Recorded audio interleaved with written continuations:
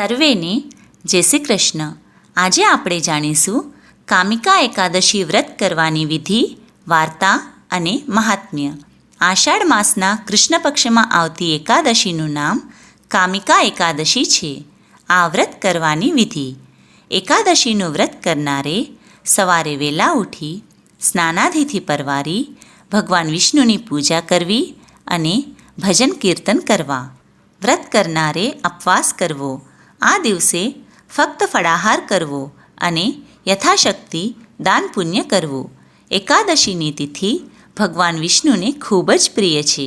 એકાદશીનું વ્રત ભગવાન શ્રી વિષ્ણુની કૃપા મેળવવાનું તેમજ ધન ધાન્ય, પુત્ર પૌત્રાદિ, કીર્તિ સમૃદ્ધિ અને મોક્ષ પ્રાપ્તિનું અમૂલ્ય સાધન છે.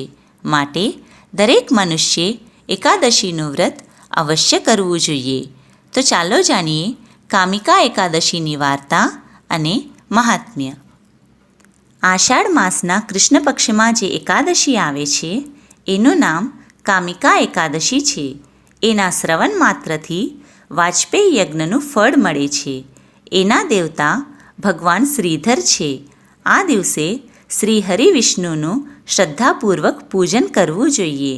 ભગવાન શ્રી કૃષ્ણનું પૂજન કરનારને ગંધર્વો, સર્પો અને નાગદેવતાઓનું પૂજન કરવા જેટલું ફળ મળે છે.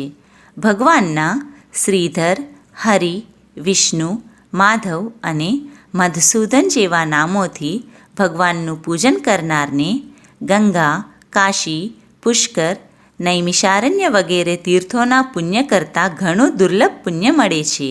જે મનુષ્ય સમુદ્ર અને વન સહિત સમગ્ર પૃથ્વીનું દાન કરે છે અને બીજો મનુષ્ય જે કામિકા એકાદશીનું વ્રત કરે છે એ બંનેને સમાન ફળ મળે છે.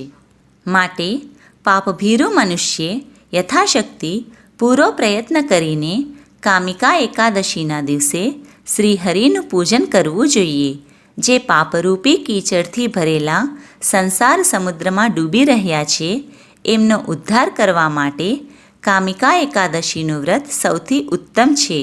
આધ્યાત્મ વિદ્યાપરાયણ, વેદાંત શાસ્ત્ર, પુરાણો વગેરેનો અભ્યાસ કરતા પુરુષોને જે ફળની પ્રાપ્તિ થાય છે એના કરતાં પણ વધારે ફળની પ્રાપ્તિ આ કામિકા એકાદશીનું વ્રત કરવાથી થાય છે.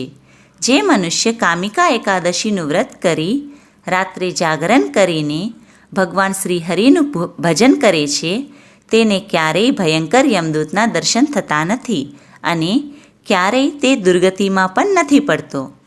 જે મનુષ્ય કામિકા એકાદશીનું વ્રત કરે છે એ મનુષ્યનો નીચ પ્રાણી જાતિમાં જન્મ થતો નથી. તેથી ઘણા ઋષિમુનિઓ અને યોગીઓ આ વ્રત કરીને મોક્ષપદને પામ્યા છે. જે મનુષ્ય કામિકા એકાદશીનું વ્રત કરીને તુલસીના પાન વડે ભગવાન શ્રી હરિનું પૂજન કરે છે તે કમળનું પાન જેમ પાણીથી લેપાતું નથી તેમ તે પાપ વડે લેપાતો નથી. જે મનુષ્ય 1 તોલો સોનું અને એનાથી 4 ગણું રૂપું દાન આપે છે અને તે દાનથી જે ફળ મેળવે છે તેટલું જ ફળ તુલસીના પાનથી ભગવાન શ્રી હરિનું પૂજન કરવાથી મેળવે છે. વળી લાલ મણી, મોતી, વૈઢૂર્ય તેમજ અનેક પ્રકારના રત્નોથી ભગવાન વિષ્ણુનું પૂજન કર્યું હોય તો પણ એ એટલા પ્રસન્ન થતા નથી જેટલા તુલસીના પાન વડે પૂજન કરવાથી ભગવાન વિષ્ણુ પ્રસન્ન થાય છે. વળી જેને તુલસીના માંજરો વડે ભગવાન શ્રી કેશવનું પૂજન કર્યું હોય એના જીવનભરના પાપો નાશ પામે છે. તુલસીના દર્શન કરવાથી સદડા પાપોનો સમુદાય નાશ પામે છે. તુલસીને સ્પર્શ કરવાથી શરીર પવિત્ર થાય છે. તુલસીને પ્રણામ કરવાથી રોગોનું નિવારણ થાય છે. તુલસીને પાણી સિંચવાથી એ યમરાજને પણ ત્રાસ પમાડે છે. તુલસીને રોપવાથી ભગવાન શ્રી વિષ્ણુની સમીપ જવાય છે અને ભગવાનના ચરણોમાં ચડાવવાથી મોક્ષરૂપી ફળ પ્રાપ્ત થાય છે. એ તુલસીને નમસ્કાર હો. જે મનુષ્ય કામિકા એકાદશીને દિવસે ભગવાન વિષ્ણુની સમક્ષ દીવો અર્પણ કરે છે એના પુણ્યની ગણતરી કરવા ખુદ ચિત્રગુપ્ત પણ સમર્થ થઈ શકતા નથી. જે મનુષ્ય કામિકા એકાદશીને દિવસે ભગવાન વિષ્ણુની સમક્ષ દીપક પ્રગટાવે છે એના પિતૃઓ સ્વર્ગમાં જઈને અમૃતપાનથી તૃપ્ત થાય છે. જે મનુષ્ય ઘી અથવા તલના તેલથી ભગવાન વિષ્ણુની સમક્ષ દીવો પ્રગટાવે છે તે મૃત્યુ પછી કરોડો દીપકો વડે પૂજાઈને સ્વર્ગલોકમાં સ્થાન પામે છે. આ એકાદશી બધા પાતકોનું હરણ કરનારી છે. આથી મનુષ્યોએ આનું વ્રત અવશ્ય કરવું જોઈએ. આ કામિકા એકાદશી બ્રહ્મહત્યા અને બાળહત્યા જેવા મોટા પાપોનો નાશ કરનારી અને ભગવાન વિષ્ણુની સમીપ લઈ જનારી અને મહાન પુણ્ય ફળ પ્રદાન કરનારી છે.